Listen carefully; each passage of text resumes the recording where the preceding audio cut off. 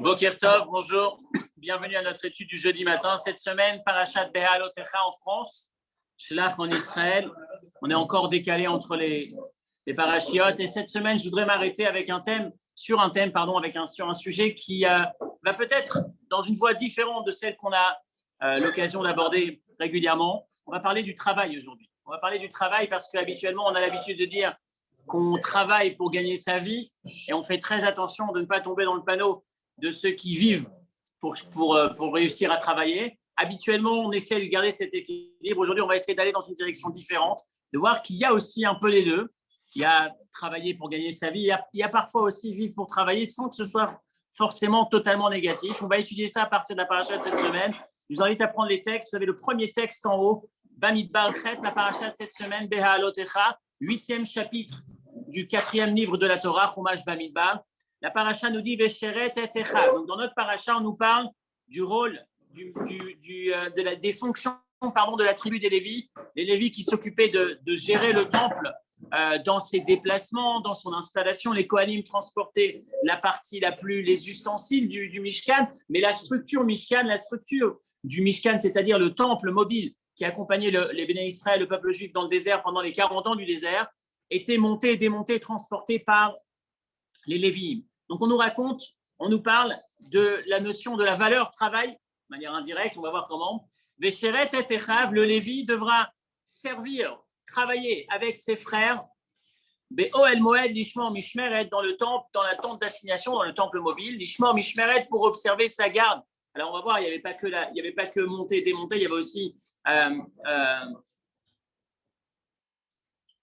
plus tard, il avait porté aussi, mais plus tard, il y aura aussi garder le temple. On verra par la suite, quand il n'y aura plus le Mishkan, quand on sera au Beth Amikdash, ce sera garder le temple, dans le sens où le Beth Amikdash avait il y avait besoin de gardiens, pas de gardiens qui assurent la surveillance, mais qui assurent la surveillance, pas la protection, pardon, mais la protection dans les fonctions de respect. C'est un lieu respectueux, c'est un lieu respectable, un lieu important. Il n'est pas correct qu'il soit seul, qu'il soit sans présence. Donc, il y avait toujours des gardes qui étaient là pour honorer d'une certaine manière le lieu. Donc, ça, c'est ce qu'on verra par la suite. C'était la fonction des Lévis. Mais en tout cas, je reprends. La paracha de cette semaine nous dit le Lévi, Vesheret, pardon, excusez-moi, j'ai sauté la première partie du verset. Ben Chamesh Ve'esrim Shana Vamala. Je reprends, je suis désolé, le début du verset. À 25 ans, à partir de 25 ans, Yavo Litzvot Sava Ba'avodat Toel Moed. Le Lévi devra travailler dans le temple, dans la tente d'assignation, à partir de 25 ans. Par contre,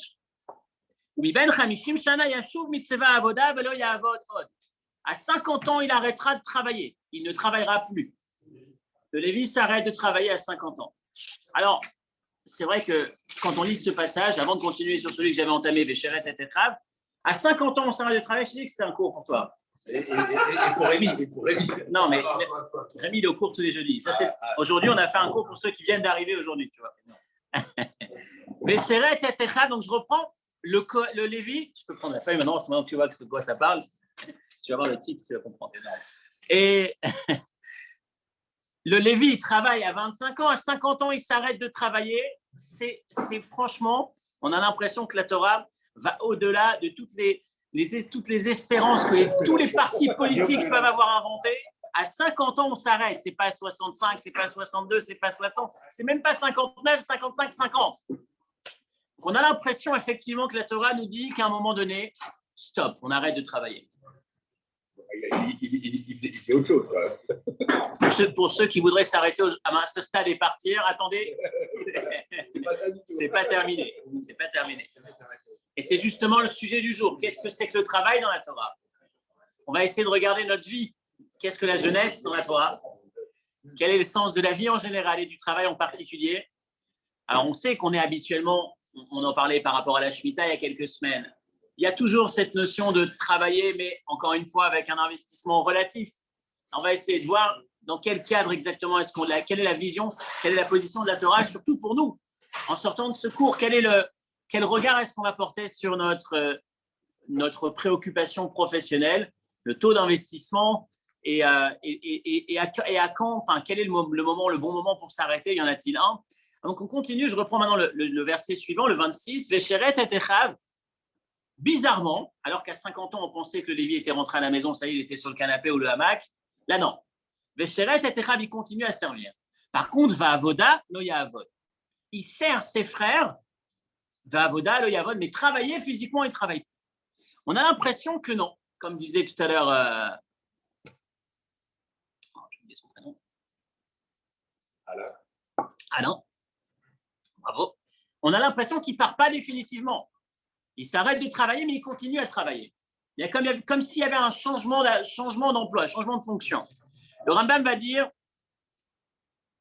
si c'est pas le Rambam, pardon, le Merkevet HaMishneh va dire, il ne travaille plus, et la noten et ça. Je pense à tous ceux qui ont monté des boîtes de conseil après 50 ans, qui se sont arrêtés de travailler, qui se sont lancés dans le conseil. Le Lévi, à 50 ans, je cite, les Hagid chez Enoved, il ne travaillait plus physiquement, et la noten et ça, il conseillait ses collègues, Beilchot Avoda, dans les règles du travail du temps. Il était dans le conseil. Chez Imloken, Achazara, Velo Yavodod Meyutar. Pourquoi avoir besoin de répéter dans le verset Va avoda, lo yavod, velo yavod, il ne travaillera plus. On te dit, il va servir ses frères. On répète travailler, il ne travaillera plus. Donc, on est en train de faire une distinction entre le travail physique, lequel devait s'arrêter à 50 ans, mais par contre, il y avait une autre fonction, un autre type de travail qui devait exister. Rashi va développer par la suite. Je prenez le texte suivant. Lo yavod od avodat masa bakatef, porter, il ne portera plus. Aval choser ou linat sharim, belashir, veliton agalot. Alors, à cette époque, c'était. Plus tard, ce sera fermer les portes, chanter le chant des Lévi'im, les Lévi'im chantaient, Liton Agalot, charger les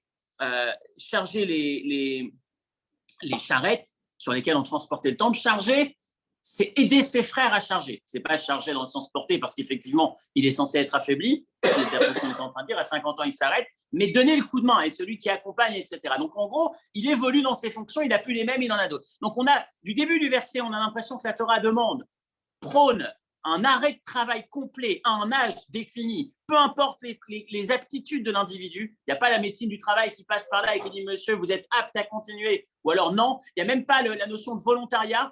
Tiens, moi, je voudrais rester encore et travailler encore un peu pourquoi pas. Non, on ne le fait pas. C'est 50 ans et c'est tout. Première partie du verset. Seconde partie du verset, non. Tu continues toujours, sauf que tu évolues. Donc, on est un peu dans une forme d'ambiguïté. Retraite à 50 ans ou alors continuer à travailler jusqu'à la fin de tes jours. Parce que si je prends la deuxième partie, il n'y a pas de limite. Tu continues. Mais simplement, tu fais évoluer le travail en l'adaptant à tes capacités du moment. On a l'impression qu'on a les deux écoles, si on peut dire, les deux modèles qui sont présents dans cette paracha, à la fois une limite à laquelle il faudrait s'arrêter. Alors, c'est vrai que quand on réfléchit sur les arguments de...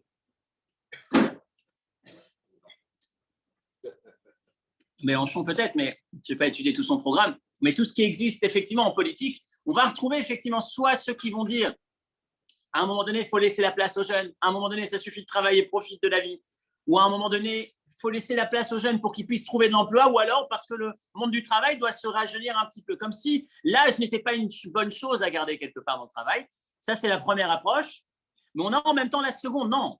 Et on va voir que la Torah a l'air d'être plus dans le second modèle que dans le premier. On va développer par la suite. On va être impressionné combien est-ce que dans le modèle Torah, c'est le contraire qui est présent. Ce n'est pas le modèle jeune.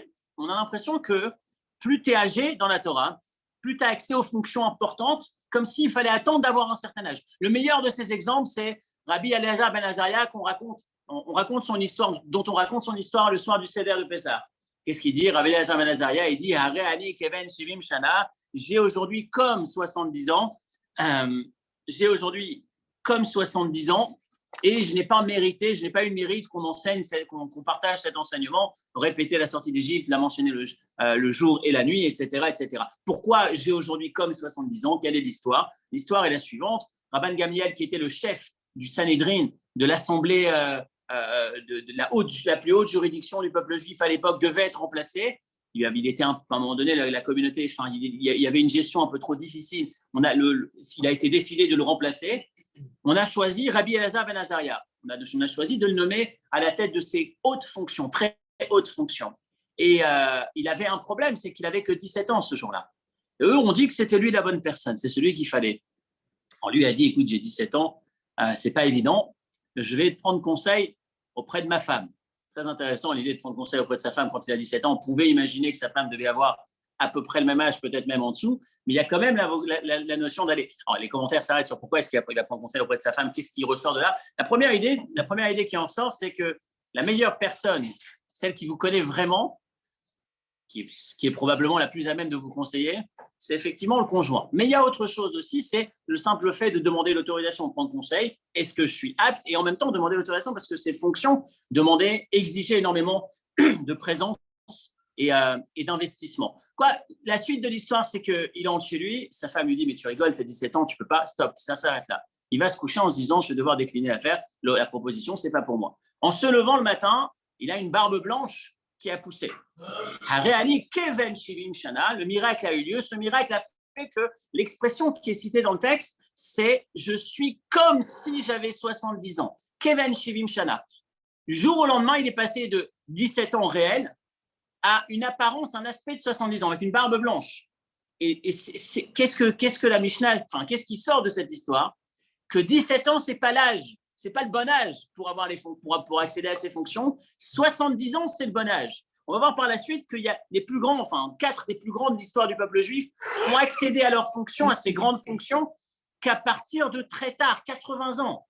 Comme si dans la Torah, l'âge n'est pas un obstacle, au contraire, a l'air d'être un facteur positif pour justement rendre l'individu apte à entrer dans ces fonctions. Donc, on a un peu ces deux versions. On avait l'impression, en commençant la paracha de cette semaine, que la Torah était pour s'arrêter de travailler, prendre sa retraite d'une certaine manière tôt. Mais puis ensuite, quand on continue, on s'aperçoit que non, que le modèle que la Torah a l'air de présenter, c'est pas seulement ne pas s'arrêter, en tout cas modifier, oui, réadapter, oui, mais ne pas s'arrêter. Et pas seulement ne pas s'arrêter, mais plus que ça, arriver à entendre que l'âge, plus tu es âgé, plus tu as accès à certaines de ces responsabilités. Prenez avec moi les textes suivants. Alors, juste avant, vous avez Rambam qui va dire qu'est-ce qu'ils faisaient ces fameux Lévi'im lorsqu'ils étaient âgés à l'époque du temple, lorsqu'il n'y avait plus le Mishkan, il n'y avait plus besoin de monter et démonter puisqu'il n'était plus mobile. À partir du roi Salomon, il était établi, il était construit en dur à Jérusalem. Le Rambam va dire, Maïmonide va nous dire Eno ila bisman shayunosim amigdash. Au départ, quand est-ce qu'on leur imposait de s'arrêter de monter et démonter le Mishkan, c'était à l'époque où le Mishkan, le temple était mobile. À cette époque, c'était impératif qu'ils s'arrêtent de monter, démonter, etc. Aval et Dorot, mais pour les générations pour la suite, quel est le critère qui va permettre au Lévi de l'empêcher de travailler? C'est la voix, Bekol, Kesheit Kalkel, Kolom Erov Zikna. Lorsqu'il n'aura plus de voix parce qu'il est trop âgé, là, effectivement, puisque la mission du Lévi au temple, c'était de chanter pendant que les Kohanim faisaient le service dans le temple, il devait s'arrêter, Maïmonide continue, il devait s'arrêter de chanter. Il ne pouvait plus chanter parce qu'il n'avait plus la capacité physique. Un peu comme dans le Mishkan, porter, monter, démonter, c'était compliqué. Il s'arrête à un moment donné, mais il continue dans le conseil. Ici, c'est la même chose, Avaliye Mina Shoharim. Il s'arrêtait dans le temple de chanter parce que sa voix, effectivement, n'était plus fonctionnelle, mais il faisait partie de ceux qui gardaient le temple, comme je l'ai dit tout à l'heure. Garder, ce n'était pas une mission de protection, de sécurité, mais c'est plus une mission de respect, d'honneur, de rendre le lieu honorable. On n'entre pas, on ne laisse pas le lieu seul parce que c'est un lieu important qui compte pour nous. Donc le Lévi continuait justement, il y avait cette mutation d'une certaine manière. Et donc je continue sur les exemples de personnes après l'histoire de Rabbi Eliezer ben Azaria. Le Maïmonide va nous dire par exemple, Tsarich Lishtadel, référence numéro 2, Velivdok Uchapel Shiukulam Bale Seva. Lorsqu'on cherche à mettre en place une institution juridique, le Sanhédrin, il est important de s'efforcer de chercher à ce que les gens ces personnes soient suffisamment âgées, c'est-à-dire pas trop âgées. Il va dire pas trop âgées parce qu'après, il y a une forme de, il peut y avoir moins de douceur. Dans le sens ici, il va expliquer chez Shachar Kfar Sar Gidul Banim Beino Rachmani. On ne veut pas quelqu'un qui a oublié ce que c'est qu'élever des enfants, qui risquerait de perdre cette empathie ou cette miséricorde qui pourrait avoir cette facilité, pour être facilitant lorsqu'il y a un jugement qui se présente. Mais en même temps, l'âge idéal qui est recommandé, je cite, c'est Ben Shivim le Seva. Il faudrait qu'il soit Seva, qu'il ait atteint la sagesse de l'âge. Il parle ici de 70 ans. Donc ça, c'est pour le Sanhédrin. Yakout Shimoni va nous dire Moshe Haya Bemitzraim Mem Shana. Moshe était en Égypte pendant 40 ans, Bemidian Mem Shana, ensuite il s'est enfui à Midian pendant 40 ans, ou Firnes et Israël Mem Shana. À quel âge Moshe prend ses fonctions? 80 ans. Donc, pendant 40 ans, les 40 dernières années de sa vie, il va servir le peuple juif. Donc, il va diviser la vie de Moshe en 3 fois 40. Première 40 en Égypte, mais à rien faire. Enfin, rien faire, pas avoir de fonction. Seconde 40 à Midian lorsqu'il s'enfuit et qu'il va fonder son foyer de sa famille lorsqu'il est à Midian. Et avant qu'il retourne en Égypte, le fameux épisode du buisson ardent sur lequel il va être en train de se balader dans le désert et Dieu va lui dire « Je voudrais que tu ailles t'occuper du peuple juif ». Quel âge avait Moshe à ce moment-là? 80 ans. Et de 80 à 120, il va s'arrêter. Ça, c'est l'histoire de Moshe. C'est pas fini. Rabban Yochanan ben Zakkai était dans le business pendant 40 ans. Mais Shimesh Chachamim, même Shana, il s'est occupé des avec les Talmidei Chachamim pendant 40 ans. Ou Firnes à Israël. Et ensuite, il était leader de la communauté pendant 40 ans. Rabbi Akiva, Shimesh Chachamim, même Shana, Velamat Torah, même Shana, ou Firnes et Israël, même Shana. Il a étudié pendant 40 ans après avoir passé les premières 40 années de sa vie. Et ensuite, les 40 dernières, il s'est occupé du peuple juif. C'est grand, c'est plus grand de l'histoire. Commence à 80. Si vous vous souvenez, on avait raconté une histoire il y a quelques années, une très belle histoire que raconte le Rav du Kotel sur une de ses connaissances, un de ses amis sénateurs au Canada, qui raconte qu'un jour il l'appelle, il lui dit « Je voudrais t'inviter à mon anniversaire, mon anniversaire de 80 ans, je célèbre mon anniversaire de 80 ans dans pas longtemps, et je voudrais que tu viennes pour partager ce moment avec moi, être présent avec moi. Surtout que c'est aussi l'occasion pour moi de monter une affaire. Je monte une nouvelle affaire. C'était pas sa première affaire, mais cette affaire, c'est une grosse affaire dans laquelle j'investis beaucoup. Une création de médias dans les pays, des pays lointains. Un gros investissement. Et je voudrais que tu sois là pour m'accompagner, pour célébrer ce moment. Il m'a envoyé ta bénédiction. Le Rav réfléchit, puis ensuite, il regarde son agenda, il n'est pas disponible, il décline l'invitation. Alors, le sénateur lui dit, mais écoute, est-ce que tu peux au moins m'envoyer tes bénédictions du Kotel à cette occasion? Alors, il lui dit, je vais te dire une chose. Je ne sais pas trop quelle bénédiction donner à quelqu'un qui se lance dans une entreprise aussi lourde à 80 ans. Grâce à Dieu, tu as déjà fait beaucoup jusque-là. C'est la première fois que je rencontre quelqu'un qui, à 80 ans, me dit qu'il se lance dans un challenge aussi lourd. Alors là, il me dit, je vais te raconter, tu sais d'où vient cette histoire, d'où vient ce projet, je vais te le raconter. Et je ne sais pas si vous vous souvenez, c'est une très belle histoire sur le déroulement de cette histoire. Il dit, lorsque j'étais plus jeune, chaque fois que je passais une décennie, je déprimais. À 30, 40, chaque décennie, chaque fois que je passais ce cap, j'étais en déprime parce que c'était le moment, c'était une forme de bilan où je regardais autour de moi, je voyais tout ce que mes copains avaient fait et ce que je n'avais pas fait là où j'en étais, je me comparais et je me sentais comme insignifiant, et je perdais le moral pendant un bon moment. J'avais du mal à me relever. Lorsque j'ai eu mes 50 ans, là, c'était le pire. 50 ans, c'est là où je me levais plus du lit. J'étais complètement effondré et ma femme me disait, mais arrête, lève-toi. Écoute, j'ai entendu qu'il y a un rabbin à New York. Va le voir et prends sa bénédiction, son conseil. Prends conseil chez quelqu'un d'intelligent. Il dit, tu sais, tu me connais. Moi, à ce moment-là, je me suis dit, intelligent, qui intelligence? J'ai suffisamment d'intelligence pour savoir où j'en suis. Quel conseil j'ai besoin de prendre? Et ma femme me dit, t'as rien à perdre, va partage avec lui. Je passe devant, je ne parle pas de mes problèmes, on parle de, je ne sais plus ce que c'était les sujets du moment. Et le rabbi me dit, je vous vois perturbé, il y a quelque chose qui vous perturbe. Et lorsque je partage avec lui, je ne sais plus s'il partage ou pas son problème, mais le rabbi lui dit, vous connaissez la Bible? Vous avez déjà étudié la Bible? Alors il dit, un petit peu, mais à quel âge Moshe a pris le leadership du peuple juif, cette mission extraordinaire de sortir le peuple juif d'Égypte? Il avait quel âge? Et je n'avais pas la réponse, et le rabbi continue, il me dit, il avait 80 ans. Et lui dit, 80 ans, Moshe commence, mais qu'est-ce qu'il prend? Qu'est-ce qui lui passe par la tête, Moshe, pour accepter une mission aussi lourde que sortir ces millions d'individus d'Égypte? Et après, tu es avec eux dans le désert, tu fais quoi à ton âge? Tu as 80 ans, tu prends la mission, le challenge, tu les sors. Et après, tu vas t'en occuper. Un peuple aussi compliqué, Dieu sait combien est-ce qu'il était compliqué avant, et aujourd'hui, ça n'a pas trop changé. Et quand on lit la paracha de la semaine, c'est la paracha, c'est la 1. Je connais très, très bien. Après, je reviens je suis en plein.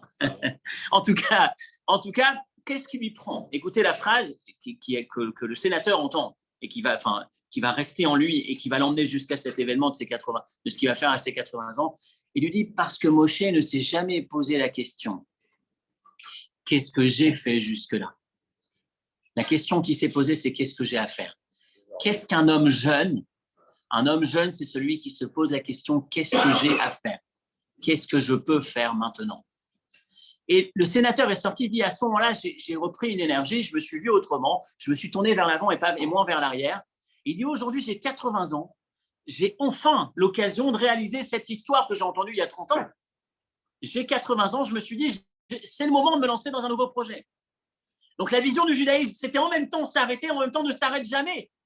Plus tu avances, plus tu as une responsabilité, le conseil. La Gemara va dire des mots très difficiles. Dans le traité Megillah, la Gemara va dire, Rabbi Shimon ben Elazar Omer. Rabbi Shimon ben Elazar va nous enseigner, si des vieux te disent détruis et des jeunes te disent construis, tu aurais tendance à dire la construction c'est toujours mieux que la destruction, écoute les vieux, détruis et ne construis pas, car la destruction des anciens, c'est une construction, alors que la construction des jeunes est une destruction. Encore une fois, c'est dans un cadre précis, ce qui a emmené les Chachamim à dire ça, attention, hein. On n'est pas en train de dire qu'il n'y a pas de jeunesse, il n'y a pas d'avenir. Le principe de cette phrase, c'est l'histoire de Rehoboam, le fils du roi Salomon, qui est devenu le nouveau roi, le successeur du roi Salomon. À un moment donné, Rehoboam, un de ses descendants, pardon, Rehoboam, à un moment donné, va avoir deux types de conseillers. Les conseillers anciens de son père et les conseillers plus jeunes. Les anciens vont lui dire, il va les voir, il leur dit, voilà, j'ai accès à la royauté, quel est votre conseil sur ma gestion du peuple? Alors ses copains, les jeunes lui ont dit, si ton père était déjà d'une certaine manière dur, toi tu dois être encore plus dur. Il faut qu'il sente que ce n'est pas le petit jeune qui ne sait pas faire, que maintenant, les choses, il y a quelqu'un qui gère et que tu prends les choses en main, tu vas être encore plus dur, plus d'impôts, plus de règles, etc., etc. Les anciens lui ont dit non, au contraire, il faut que tu sois au service du peuple, adoucis-toi un peu plus, et là, tu verras que le peuple te le rendra, et tu pourras faire évoluer le peuple. Et lui va choisir le conseil des jeunes, et ça va créer une scission qui va durer dans l'histoire du peuple juif. Dorénavant, il y aura Yerovam d'un côté, Rechavam de l'autre, deux rois, le Malchut Bet David, la royauté du peuple juif qui va être divisée, qui va être scindée en deux à cause de l'attitude de Rechavam qui va suivre les conseils des jeunes. C'est ce qui va emmener la Gemara à dire attention, qu'est-ce que tu prends comme conseil chez quel jeune? Le conseil en général, par exemple, ou la gestion, le leadership, on a l'impression ici que la Torah cherche à nous dire que c'est pas seulement qu'on ne s'arrête pas, mais au contraire, on va le chercher chez les anciens. Il y a une qualité, il y a une supériorité chez ceux qui sont avancés dans l'âge. Et donc, aujourd'hui, on va se poser la question. Donc déjà, on a cette information. On voit que la Torah a l'air de dire qu'on n'est pas dans le modèle imposé, on n'est pas dans le modèle même suggéré la retraite, on est dans le modèle travailler. Et donc, je reviens sur ma phrase du début. On travaille pour gagner sa vie, on vit pour travailler. On a l'impression, jusqu'à présent, on a toujours dit qu'on travaille pour gagner sa vie, qu'il faut relativiser, qu'il y a un moment, il faut se poser, etc., ne pas se perdre. Là, on a l'impression qu'on vit pour travailler. De quoi est-ce qu'il s'agit? Quelle est la bonne vision? Et surtout, qu'est-ce qui se cache derrière? Une fois qu'on a lu tout ça, il nous faut comprendre quelle est la vision de la Torah. Qu'est-ce que la Torah cherche à nous enseigner au travers de cette approche? On va essayer de le voir en deux temps, deux enseignements comme on essaie régulièrement. Et surtout, pas simplement pour Matthieu, mais aussi pour ceux qui ont une autre voie, un autre chemin, même pour Rémi d'ailleurs, même pas que. Quel est le regard qu'on peut porter sur notre travail lorsqu'on travaille ou sur notre retraite lorsqu'on a la retraite? Dans les deux cas, quelle est la vie? Qu'est-ce que la Torah ou la paracha de cette semaine, à la suite de ce texte avec les Lévis, jusqu'à 50 ans ou au-dessus de 50 ans, qu'est-ce que ça nous enseigne sur la manière de nous investir dans le travail? Alors, la référence numéro 3 nous rapporte Yalkut Shimoni. La seule fête dans la Torah où il est répété à 3 reprises la joie, c'est la fête de Sukkot. Bechag atamotse shalosh smachot. La fête de Sukkot, on nous dit Vesamarta, tu te réjouiras. La fête de Sukkot, c'est écrit Ar Sameach, tu seras dans la joie. Ensuite, toujours dans cette fête, Usmartem Lifnei Hashem, vous vous réjouirez. Pessah, il n'y a pas une seule fois le mot Simcha, la joie. Shavuot, on n'entend pas parler. Pourtant, Pessah, c'est quand même plus important que Sukkot. Pessah, c'est la sortie d'Égypte. Sukkot, c'est les colonnes de nuée qui nous ont accompagnés pendant ces années du désert. On a l'impression que les colonnes de nuée, c'est sympa, c'est bien, c'est un grand miracle. Et on a eu plein de miracles dans l'histoire. Pessah devrait être plus important, devrait être plus synonyme de joie que Sukkot. Et pourtant, c'est Sukkot qui est synonyme de cette joie. Et la raison qui est donnée, le Midrash va nous dire, c'est que Sukkot, c'est la fête qui intervient une fois qu'on a récolté, qu'on a semé, qu'on a récolté. C'est la fête qui représente l'investissement qu'on a donné au travail, et lorsqu'on travaille, on est content. Premier élément que cette paracha, que ce texte va nous donner, que la vision de la Torah va nous donner, La première des choses pour laquelle c'est important de ne pas s'arrêter de travailler, c'est parce que lorsqu'on travaille, on vit. Lorsqu'on travaille, on vit. C'est dans ce sens, c'est pas parce qu'on est vieux qu'on arrête de travailler, mais c'est parce qu'on arrête de travailler qu'on devient vieux. C'est dur, c'est encore une fois, c'est à prendre dans un contexte. On va essayer d'orienter le contexte, on va essayer d'y arriver petit à petit. Mais le Avot, la référence suivante va nous dire Ehov et Tamelacha, aime le travail. Qu'est-ce que ça veut dire aime le travail? Rabbeinu Yonah va dire aime le travail, c'est pas simplement aime de gagner ta vie. Et le travail, c'est le moyen, il n'y a pas le choix. Il y a une autre dimension, bien que jusqu'à présent, on travaillait que sur l'approche, le travail, c'est un moyen. Là, on est en train de voir un autre élément dans le travail. Qui abatala mevia et adam nidé shiamum. Lorsque tu ne travailles pas, tu tombes dans l'ennui. Et c'est elle qui emmène vers la maladie. Qui bigia yelomenucha. Lorsqu'on s'investit, lorsqu'on fournit un effort, lorsqu'on travaille, c'est précisément là qu'on obtient cette menoucha, ce repos, cet apaisement. C'est paradoxal. Mais une des idées qui était rapportée, c'est que de toutes les façons, on a toujours un os qui fait craque. Sauf que lorsqu'on est occupé, on n'a pas le temps d'y prêter attention. Mais il y a cette idée que lorsqu'on travaille, je reviens à Sukkot, cette fête où j'ai œuvré, où j'ai investi, où j'ai travaillé, et c'est ce qui va me remplir de joie d'une certaine manière. Rappelez-vous, cet homme qui était banquier,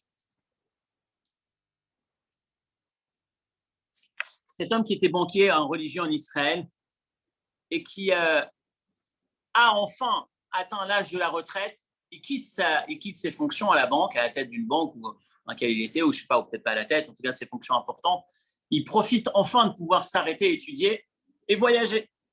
Et donc il voyage, un de ses premiers voyages qu'il fait, c'est aller à New York.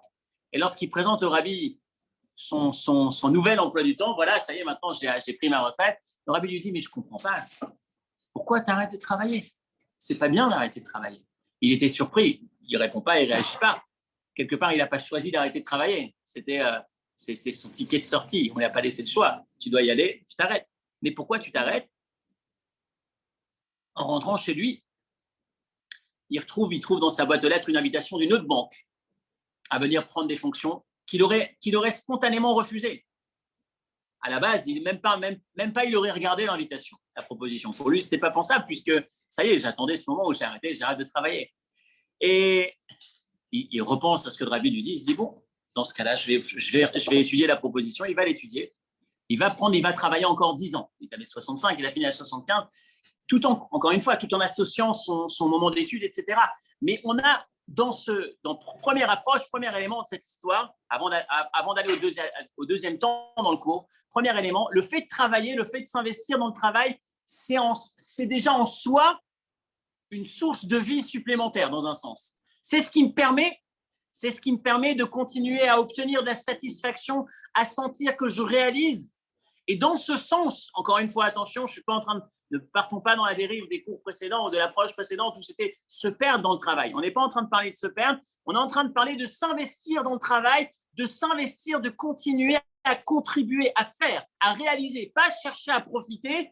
Dans cette approche, c'est chercher à réaliser, chercher à offrir d'une certaine manière au monde. Encore une fois, travail, ça ne veut pas forcément dire ici s'enrichir ou gagner, ça veut dire agir. Bien sûr, ça ne veut pas dire perdre non plus, mais c'est-à-dire que le point principal, c'est être dans l'action en permanence, muter certes, partir d'une activité vers une autre, pourquoi pas, comme on l'a dit chez le Lévi, mais ne pas chercher simplement à imaginer que la vie, et on va essayer de voir dans un deuxième temps pourquoi, que la vie est faite simplement que dans la philosophie, c'est je cherche à avoir, une fois que j'ai, ça y est, je m'arrête. La Torah va nous dire qu'il y a un sens dans le travail. Donc, première approche, parce que c'est celle qui me permet simplement d'être en bonne santé. On a aussi cette idée, excusez-moi, je revois simplement de ne pas être passé à côté. On a cette idée aussi qu'on retrouve si vous vous souvenez, dans les règles de pureté et d'impureté. On se pose la question, quel est le sens de ces règles d'impureté? En général, les règles d'impureté, c'est un individu qui est au contact avec la mort, avec un cadavre, il devient impur. Ou un homme qui a une source d'impureté, la lèpre, etc. On ne sait pas pourquoi il est impur. Mais il y a un élément qui change, c'est la femme qui met au monde un enfant. Elle est impure. On s'était posé la question, mais pourquoi est-ce qu'elle serait impure finalement? Le fait de mettre au monde un enfant, c'est pas retirer de la vie, c'est pas on se pose la question finalement, on n'est pas dans le contraire de la vie. En théorie, on devrait être logiquement on ne devrait pas voir d'impureté. Pourquoi est-ce qu'on voit de l'impureté ici? Et une des explications, c'est que lorsque tu es investi dans la création d'une vie, lorsque tu es investi dans l'action et que d'un coup tu t'arrêtes parce que le bébé est né, le fameux baby blues dont on parlait il y a quelques années, le fait de s'arrêter, ça crée un vide, ça crée un creux, ça crée un manque. Ce vide, est susceptible de nous faire le vide, l'homme ne reste pas dans le vide et ce vide peut créer quelquefois un aspect qu'on va appeler ici impureté, un manque, un creux qui peut créer quelque chose de moins positif. D'où le fait de s'investir dans un sacrifice, de se réinvestir dans quelque chose. La notion d'impureté, c'est le fait que je sois pendant un long moment occupé à créer de la vie, à donner de la vie, puis d'un coup il y a un vide, il y a il y a une zone de fragilité, il y a une zone de faiblesse. Cette invitation à continuer à agir. Le Midrash Shmuel va nous dire, la référence, toujours dans la référence numéro 4, je crois, non, 3, oui, 3, 2 dernières lignes de 3. Le Midrash Shmuel va nous dire, chez Loyeoev, le but n'est pas d'aimer le salaire du travail et détester le travail qu'on fait. Et là, qu'il soit heureux, qu'il soit joyeux, qu'il trouve cette satisfaction dans le travail qu'il fait, et qu'il s'investisse qu'ils ne vivent pas ça comme une corvée, mais qu'il ait conscience, qu'il réalise quelque chose, qui lui procure, indépendamment de ce qu'il va récupérer, le fait même d'être dans l'action, c'est en soi une valeur. Et on arrive maintenant au deuxième point. Et pourquoi est-ce que la Torah compte tellement sur cette approche sur le travail? Pourquoi est-ce que c'est tellement important de travailler? Qu'est-ce qui se cache derrière? Alors, rappelez-vous l'histoire que raconte Rav Ovadia, cette parabole, cette image d'un homme qui arrive dans un village et qui curieux, va visiter le cimetière qui est à l'entrée du village. Et dans le cimetière, il voit sur les pierres tombales des gens, tous, l'un après l'autre, morts très jeunes. 4 ans, 5 ans, 6 ans, 7 ans, 10 ans. Il se dit, c'est incroyable, il y a un truc qui ne va pas dans cette vie. Puis il entre à la synagogue et il voit des gens parfaitement âgés, bien avancés dans l'âge. Il se pose la question, il y a un décalage, qu'est-ce qui se passe? On a un cimetière avec des jeunes, des gens qui sont décédés très, très, très jeunes, et on a une synagogue, une salle qui est pleine de gens âgés. Il y a une chose qui ne va pas. Et donc, il s'adresse, il pose la question à une des personnes de la synagogue qui va lui dire, non, en fait, l'âge que tu vois sur toutes ces pierres tombales, ce n'est pas l'âge à partir de la date de naissance. On a une coutume assez particulière dans ce village. On a tous un carnet chez soi à la maison, et chaque jour qui passe, à la fin de la journée, avant de se coucher, on se pose la question, quelle a été cette journée? Est-ce que c'est une journée dans laquelle j'ai agi, j'ai impacté, ou j'ai simplement profité? Si c'est une journée dans laquelle je sais dire ce que j'ai fait, ce que j'ai impacté le monde positivement, il y a un V. Sinon, il y a un X. Lorsque la personne décède, la Chevra Kadisha vont récupérer ce carnet, compte le nombre de V, et c'est l'âge, c'est la date, c'est le nombre d'années que l'individu qu'on considère dans ce village, sur la pierre tombale, comme étant le nombre d'années que l'individu a vécu. On a cette idée de Abraham et Sarah, Baïm, Bayamim. Ils étaient âgés, avancés dans les jours.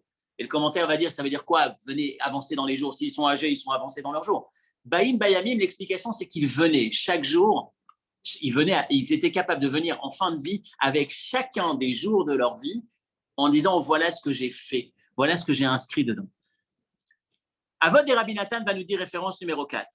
Rabbi Shimon ben Elazar Omer, la première chose que Dieu a donnée au premier homme dans l'histoire de l'humanité, Adam Arishon notam klum ad she'asa melacha. La première chose, c'est quoi? C'est Dieu qui lui dit, Vayanicheu began Eden, il l'a laissé dans le jardin d'Éden, les Ovda ou le Shomra, pour servir, pour travailler et protéger et garder. L'individu est né depuis le départ, le premier instant de la création, premier moment de la création. L'individu est descendu sur Terre pour réaliser, pour faire, pour impacter, pour œuvrer. Encore une fois, peu importe le domaine. Lorsqu'on se lève le matin, peu importe l'âge qu'on a, c'est Dieu qui est en train de me dire, de faire cette proclamation, j'ai besoin de toi aujourd'hui. Tu comptes, tu es indispensable. Pose-toi la question, qu'est-ce que je peux faire aujourd'hui? En quoi est-ce que je vais pouvoir impacter le monde à travers mon attitude, à travers mon action? Que ce soit un projet professionnel, que ce soit un projet humanitaire, personnel, social, peu importe le cadre, mais en tout cas me poser la question, si je vis, c'est que je dois je suis attendu quelque part pour agir. C'est ce sens que la Torah cherche à nous donner dans le travail qu'on fait. Se lever le matin, peu importe l'âge qu'on a, peu importe le gain qu'on va retirer. Il y a l'aspect parnassa, gagner sa vie. Attention, comme on l'a dit dans tous les cours jusqu'à aujourd'hui, faire attention de ne pas se perdre. On travaille pour gagner sa vie. On ne vit pas pour travailler dans cette dimension-là. Mais il y a une autre chose. On vit pour travailler. De manière générale, chaque jour qu'on vit, on est censé agir, on est censé faire, on est censé impacter. Que ce soit dans le travail en gagnant, si je gagne pour faire quelque chose avec, en donnant du sens à ce que je vais faire. Que ce soit dans l'action, par exemple, évoluer à un moment donné, j'étais dans un cadre de travail où j'étais peut-être en train de produire de la richesse ou peu importe, m'investir beaucoup dans un certain domaine. Maintenant, je suis parti, j'ai atteint un cap où j'ai peut-être pas le même taux d'investissement à avoir, peut-être pas le même domaine, mais un autre domaine dans lequel je peux servir, je peux encore aider, je peux encore impacter ce monde. Donner ma contribution pour que ce monde soit un monde meilleur, pas forcément dans le sens de l'économie, mais dans le sens de, en me levant le matin, me dire, si je suis vivant, c'est que Dieu m'envoie en mission une nouvelle journée. Qu'est-ce que je vais pouvoir inscrire dans cette journée? Et c'est ça l'enseignement qui ressort de cette approche que la Torah a vis-à-vis du travail. Il n'y a pas de retraite. On travaille jusqu'à la fin de sa vie, chaque jour de sa vie, dans ce sens-là. Et on va même jusque le fameux texte. La Torah, déjà, dans les valeurs de la Torah, il n'y a pas de prison. Il n'y a pas de prison dans la Torah. Il y a des sanctions dans la Torah, mais il n'y a pas de prison. Il y a par exemple Irmiklat, la ville de refuge, qui est l'équivalent d'une prison d'une certaine manière. Mais la ville de refuge, on nous dit, lorsqu'un élève était envoyé en ville de refuge, un homme qui avait tué par inadvertance était envoyé dans une ville de refuge, c'était un de ces cas. Lorsqu'il allait en ville de refuge, on demandait à son maître de déplacer sa maison d'études là-bas.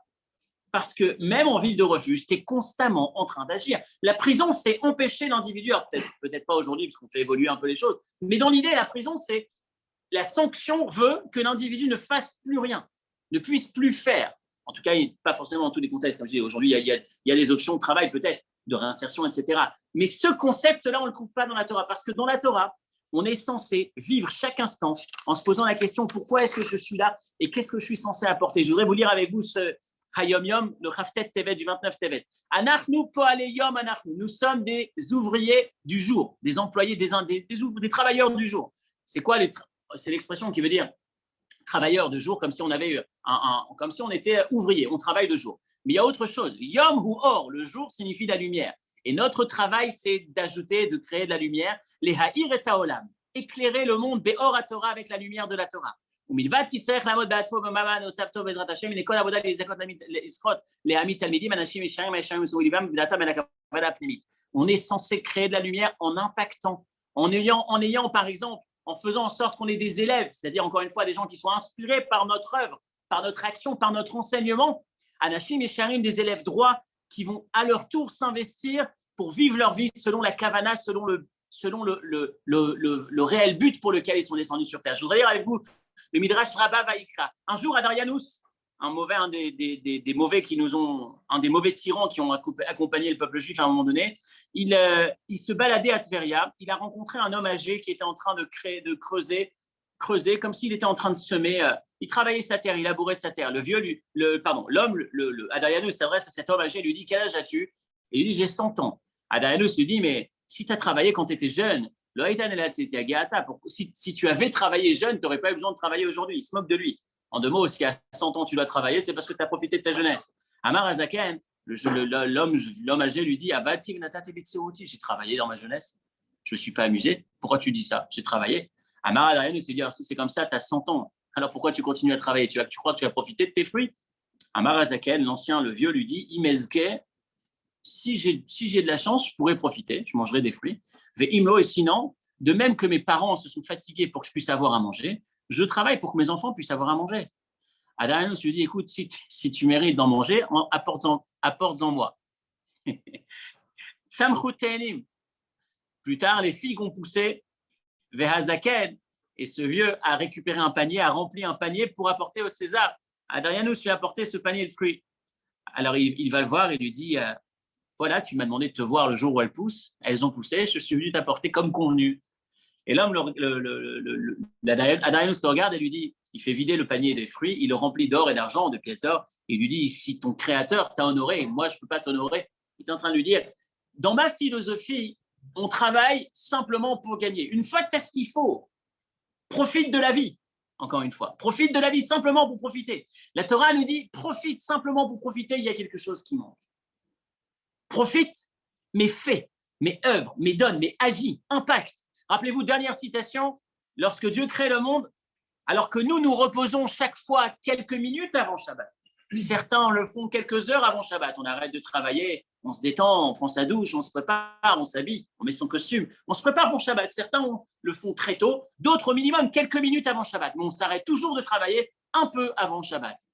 Dieu, dans la création, le texte dit Vayichal Elokim Bayom Hashevi. Dieu a terminé le travail des 6 jours de la création, Bayom Hashevi, le 7e jour. Alors, on se pose la question, mais non, le 7e jour, tu t'es reposé, tu n'as pas fini de travailler. Et l'explication qui est donnée, c'est qu'il s'est arrêté pile à la dernière seconde. Dieu qui connaît, qui maîtrise le temps, il a travaillé jusqu'à la dernière seconde, enfin le dernier millième de seconde du 6e jour. Pour nous, on avait l'impression qu'il avait continué à travailler dans le 7e. Donc jusqu'au 7e, mais véritablement jusqu'au 7e. Et les commentaires posent la question, mais pourquoi tu ne peux pas t'arrêter quelques minutes avant ? Et la réponse qui est donnée, c'est que Dieu cherche à nous transmettre cet enseignement. Si tu as un instant disponible sur Terre, dans ta vie, tu es censé te poser la question, qu'est-ce que je vais inscrire dans cet instant ? Quel est le sens que je vais donner ? En quoi est-ce que je vais impacter ce monde à travers mon action, ma pensée, ma parole de cet instant ? Donc ça, c'est l'approche de la Torah. Attention, ne nous perdons pas, on a quand même le dernier texte qui nous dit, dernière référence, la Barbanel qui nous dit que finalement, quand on a la chance d'être dans un pays où on n'a plus l'obligation de travailler, ou qu'on est poussé à ne plus avoir à occuper son travail classique qu'on avait jusque-là, ou ces 35 heures ou ces 40 heures qui nous bloquaient, qui nous ont empêchés d'être maîtres de notre temps. Alors, il y a aussi autre chose à retenir, et c'est le dernier mot, la 7e année de la Shemitah représente la 7e décennie de la vie d'un individu. C'est le dernier moment où justement on s'investit plus dans le spirituel. Mais ce n'est pas contradictoire avec ce qu'on a dit avant. Le fait de chercher à agir, d'avoir ce mot en tête, d'avoir cette idée en tête, je suis sur Terre pour agir, pour impacter, me fatiguer, m'investir, comme le disait le rabbin ce matin, c'est ça, Jeff ? Me fatiguer, m'investir dans l'étude de la Torah, me fatiguer, m'investir dans le travail qui a ce sens. Encore une fois, le but, c'est de réfléchir sur cet investissement qu'on va avoir, cette action qui va nous permettre de nous réaliser en réalisant notre mission sur Terre, chaque instant, chaque jour, chaque présence, chaque instant qu'on a l'opportunité de vivre. On doit s'interroger, si j'ai cet instant, comment est-ce que je vais l'impacter ? C'est une richesse extraordinaire de vivre, de se lever chaque matin en se disant, je me suis levé, je vais devoir faire quelque chose, peu importe ce que c'est, si c'est un métier, si c'est du caritatif, si c'est être présent pour l'autre, mais en tout cas, à aucun moment m'arrêter, me dire, ça y est, j'ai atteint, je peux m'arrêter, je ne fais que profiter. Le plaisir dans la Torah, c'est aussi à être utilisé, à être sublimé, c'est pour être utilisé, pour s'en servir, pour mieux réaliser notre mission sur Terre. Ça ne veut pas dire s'empêcher d'avoir du plaisir, mais avoir conscience que même lorsqu'on a du plaisir,